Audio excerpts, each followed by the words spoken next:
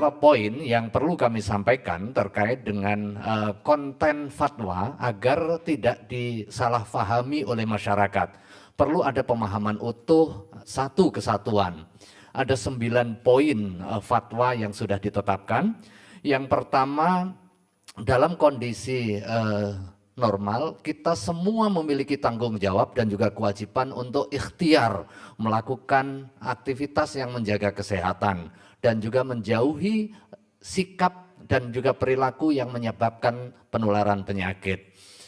Ini bab soal ikhtiar, di samping juga soal doa. Kemudian yang kedua, ketika ada orang yang sudah positif terpapar COVID-19, maka tanggung jawabnya adalah melakukan pengobatan serta mengisolasi diri, serta tidak boleh bergabung dengan komunitas publik, termasuk untuk kegiatan keagamaan yang bersifat publik, semata untuk kepentingan menjaga orang lain dari penularan. Nah, terhadap hal yang asalnya diberikan kewajiban, guna pelaksanaan ibadah secara berjamaah, maka baginya bisa diganti untuk menjalankan sholat zuhur.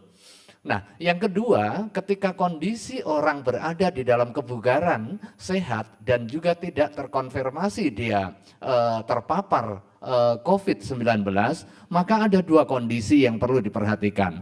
Pertama, ketika dia berada di dalam suatu kawasan yang punya potensi penularan tinggi atau sangat tinggi, maka dia juga dilarang untuk kepentingan beribadah di tempat umum yang punya potensi penularan yang menyebabkan potensi juga menghilangkan jiwa. Tetapi kalau ada kondisi yang kedua, dia sehat dan berada di satu kawasan hijau, kawasan yang potensi penyebarannya rendah, dia tetap diberikan kewajiban sebagaimana biasa, tetapi dengan catatan dia harus waspada untuk pencegahan penularan. Dengan cara apa? Dengan cara memastikan kondisi kesehatan, PHBS, kemudian menjaga kebersihan tempat ibadah, dan juga ikhtiar untuk membawa sajadah sendiri semata untuk kepentingan perlindungan diri.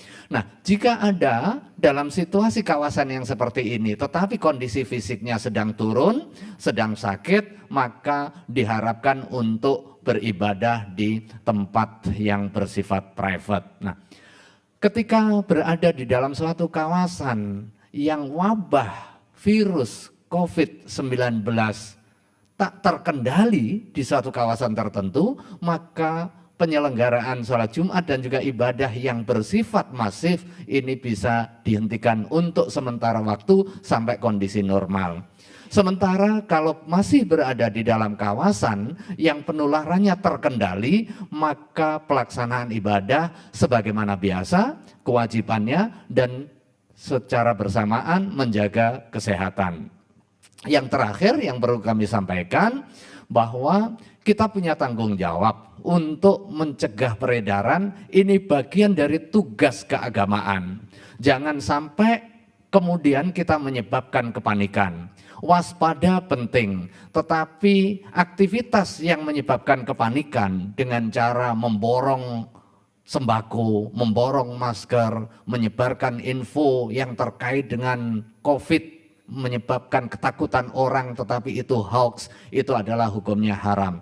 Kita penting untuk meningkatkan ketakwaan, meningkatkan ibadah, meningkatkan doa dan juga munajat kepada Allah Subhanahu wa taala agar musibah ini diselamatkan, agar kita diselamatkan dari musibah, agar musibah segera sirna, segera hilang, sehingga kita bisa kembali normal di dalam menjalankan aktivitas keagamaan dan juga aktivitas publik yang lain.